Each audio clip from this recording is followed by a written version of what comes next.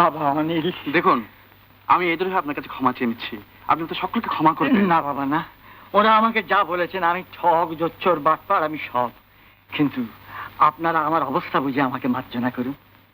এই বিয়ে, একে আমি বিয়ে বলি মনে করি না, আপনারাও মনে করবেন না। আপনারা অনুমতি করুন, এইবার অনিল বাবাজির হাতে আমি বিজলীকে সম্প্রদান করি। না না, এই আপনি কি বলছেন? আপনার বড় মেয়েকে আপনি তো এইমাত্র আমাকে সম্প্রদান করলেন। না বাবা, ওটা বিয়েই না, একটা ছেলে খেলা। মন্ত্র পড়ে আপনার কন্যাকে আপনি সম্প্রদান করেছেন, মন্ত্র পড়ে আমিও তাকে গ্রহণ করেছি। শাস্ত্র ধর্মানুসারে আপনার বড় মেয়ে আমার স্ত্রী। তাহলে তুমি বিজলীকে নেবে না? আপনি ভেবে দেখুন না, আর কি তা সম্ভব? তাহলে যে জাত বাঁচাবার জন্যে আমি তোমার মতন দেবতার সঙ্গে প্রতারণা করলুম, সে জাত তো আমার বাঁচলো না বাবা। গায়ে হলুদ হয়ে গেছে, অধিবাস হয়ে গেছে। ওই দেখো, বিজলী আমার কোণে সে যেখানে দাঁড়িয়ে আছে।